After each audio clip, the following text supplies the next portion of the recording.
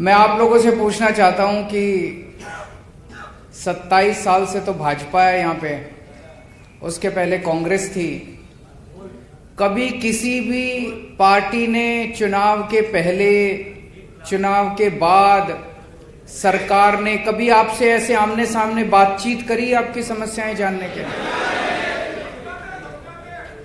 धमकाते हैं बस, कभी आज तक बातचीत नहीं करी। ये पहली बार हो रहा है। पिछले 6 महीने से मैं गुजरात आ रहा हूं। आज हम टेक्सटाइल के ओनर्स के साथ, कर्मचारियों के साथ बात कर रहे हैं। कई सारे पेरेंट्स आए हुए हैं, उनसे बात कर रहे हैं। हमने अलग अलग मुद्दों पे गुजरात के अलग अलग हिस्सों में जाके जनता के साथ बातचीत करी, उनकी समस्याएं समझने की कोशिश करी कि क्या समस्या है, तभी तो समाधान निकलेगा। आज जिस तरह से हम इस चुनावी कैंपेन के अंदर आपसे बातचीत कर रहे हैं और आपकी समस्याएं समझ के उसका समाधान निकालने की कोशिश कर रहे हैं, मेरा आप लोगों को वादा है कि जब सरकार बनेगी तो सरकार भी ऐसे ही चलेगी, बातचीत के जरिए, जैसे चुनाव चल रहा हम लोगों का। जैसे चुनाव के दौरान आपसे बातचीत कर रहे हैं, वैसे ही चुनाव के बाद, सरकार बनने के बाद आपसे बातचीत करेंगे और आपकी समस्याओं का समाधान निकालेंगे। और जैसे वो लोग चुनाव के पहले भी आपसे बात नहीं करते, वो चुनाव के बाद भी आपसे कभी बात नहीं करते। तो मैं सीधे सीधे मुद्दों पे आता हूं। सबसे पहली चीज है, जिस समाज में व्यापारी खुल के निडरता के साथ व्यापार नहीं कर सकता, वो समाज की अर्थव्यवस्था कभी भी आगे नहीं बढ़ सकती। वो समाज गरीब ही रहेगा, वो समाज अमीर नहीं बन सकता। अमीर तो तभी बनेगा जब व्यापार आदमी खुल के करेगा, बिना डर के करेगा। आज आप लोगों ने यहां, इतने सारे लोगों ने आने की हिम्मत करी। आपकी हिम्मत की मैं दाद देता हूं।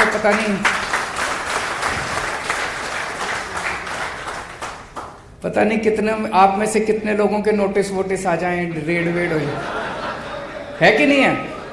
ऐसा डर का माहौल पैदा कर रखा है इन्होंने, ऐसा डर का माहौल पैदा कर रखा है। मैं एक छोटा सा उदाहरण देता हूं। कल हमारा एक कार्यकर्ता नीचे सड़क के ऊपर रेडी पे कुछ खाने के लिए गया, उसको भूख लगी थी। तो रेडी पे खाते खाते उसने पूछा, किसको वोट दोगे भैया? बोले भाजपा। फिर बैठ गया वो, वहां पे स्टूल पड़ा था, स्टूल पे बैठ के खाने लगा, बातचीत होने लगी। थोड़ी देर बाद रेडी वाला कहता है कि सर हमारी पूरी गली झाड़ू को वोट दे रही है, मैं भी झाड़ू को वोट दे रहा हूं। सो उसने पूछा, भाई भाजपा क्यों बोला?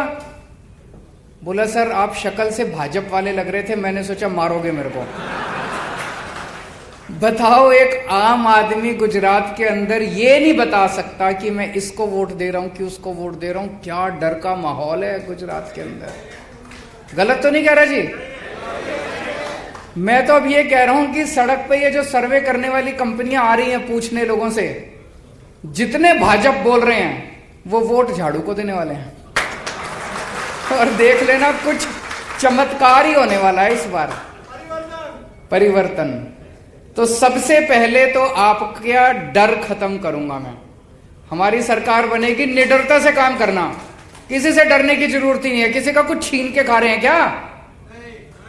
अपना काम कर रहे हैं, 24 घंटे खून पसीना बहा रहे हैं, मेहनत कर रहे हैं। अभी मनोज केजरीवाल जी ने कहा 18 साल से इन्होंने अपने माँ बाप को नहीं देखा था, माँ बाप को छोड़ के और यहाँ पे काम करने आए। और उसके कितने लोग हैं जो अपना घर बार छोड़ के 24 घंटे मेहनत करते हैं कि 2 पैसे कमा जाए, और उसके बाद ये इतनी गुंडागर्दी करते हैं। इस गुंडागर्दी से सबसे पहले मुक्ति दिलाएंगे, आप खुल के काम करना।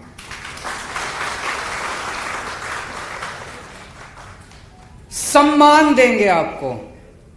मैं बहुत बड़े बड़े व्यापारियों से मिला, सब कहते हैं जी जिंदगी में पैसा तो बहुत कमा लिया, लेकिन जैसी ये सरकारें हैं, सरकारें ऐसे करती हैं जैसे कोई हर व्यापारी चोर हो। इस तरह से ट्रीट करती हैं। टैक्स डिपार्टमेंट वाले भी, ये भी, वो भी ऐसे करते हैं जैसे कोई चोर हो। एक व्यापारी 24 घंटे मेहनत करके अपने घर के बच्चों के लिए पैसे कमाता है, उसमें से टैक्स देता है, दान पुण्य का काम करता है, धर्म का काम करता है, समाज को पालता है। तो सबसे पहले आपको डर दूर करेंगे, दूसरा आपको पूरी तरह से सम्मान, तरह तरह से सम्मान दिया जाएगा सरकार की तरफ से कि हमें गर्व है, देश को गर्व है आपके ऊपर। रेड राज बंद करेंगे।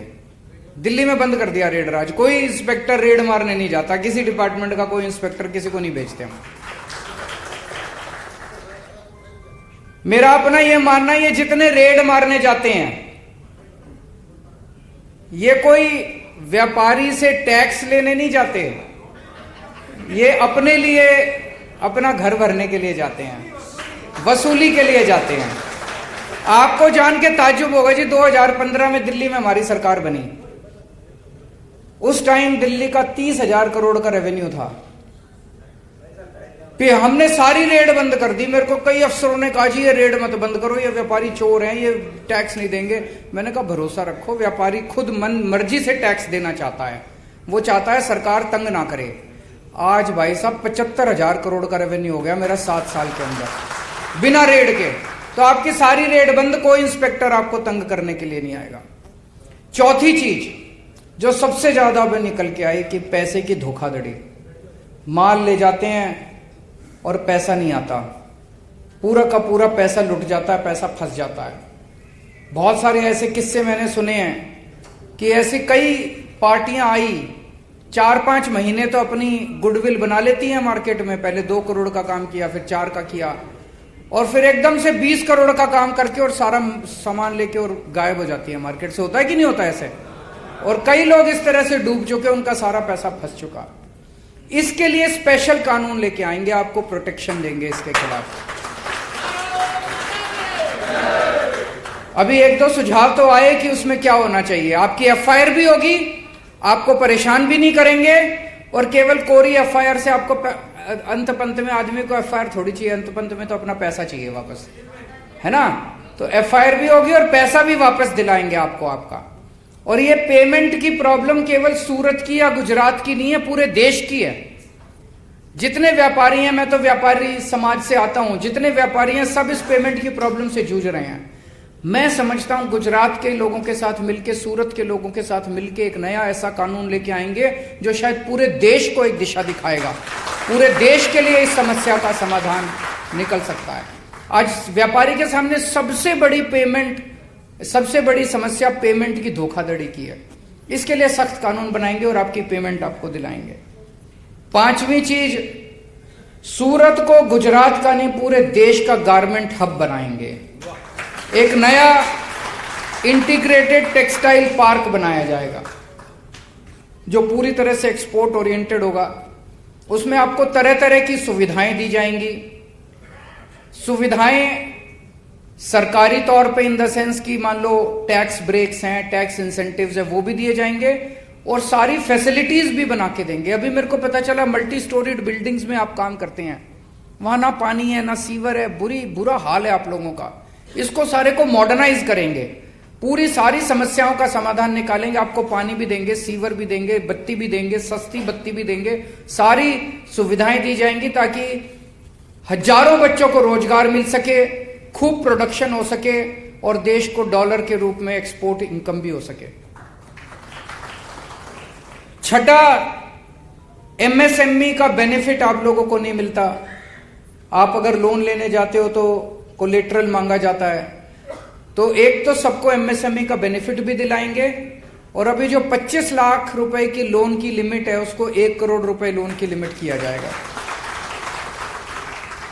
7वां, जीएसटी से बहुत सारी परेशानियां हैं।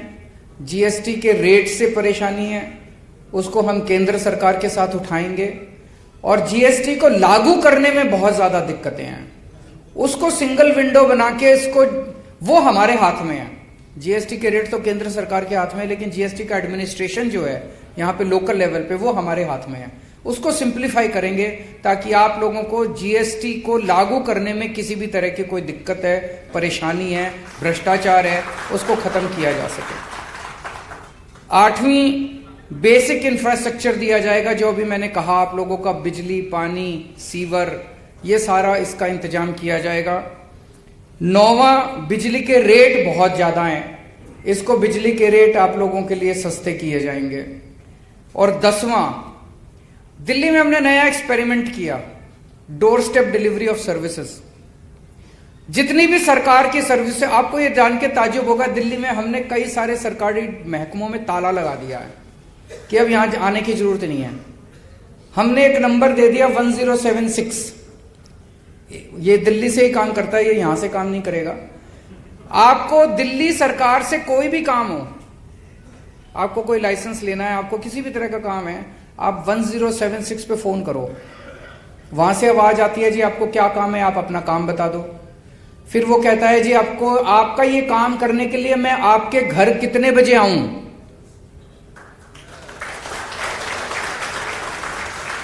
आपको सरकारी डिपार्टमेंट में जाने की जरूरत नहीं है, सरकार आपके घर आके आपका काम करके जाएगी। आप अगर कहते हो जी मैं तो लेट आता हूं दफ्तर से, रात को 10 बजे आना, रात को 10 बजे दिल्ली सरकार से एक अफसर आपके घर आके आपका काम करके जाता है। किसी दलाल के चक्कर काटने की जरूरत नहीं, किसी को रिश्वत देने की जरूरत नहीं, दफ्तर से छुट्टी लेने की जरूरत नहीं, सब कुछ ऑनलाइन है। और जो ऑनलाइन ना कर सके उसके door step delivery of services है। इसको गुजरात में भी लागू करेंगे। आपको किसी दफ्तर में जाने की जरूरत नहीं है, किसी को पैसे देने की जरूरत नहीं है, किसी दफ्तर के चक्कर काटने की जरूरत नहीं है। अपना काम करो, फलो फूलो, यही हम चाहते हैं। आप फलोगे तो देश तरक्की करेगा, और आप अपना धंधा छोड़ के सरकारी दफ्तरों के चक्कर काटोगे तो देश भी कैसे तरक्की करेगा। ये सरकारी दफ्तरों को भूल जाना, एक बार हमारी सरकार बनेगी, आप चिंता मत करना, सरकारी दफ्तरों को हम संभाल लेंगे, आप अपना धंधा संभालना। अब दो बातें और आई। एक तो सुराना साहब ने फीस की बात करी और उनके साथ कई सारे पेरेंट्स आए हुए हैं।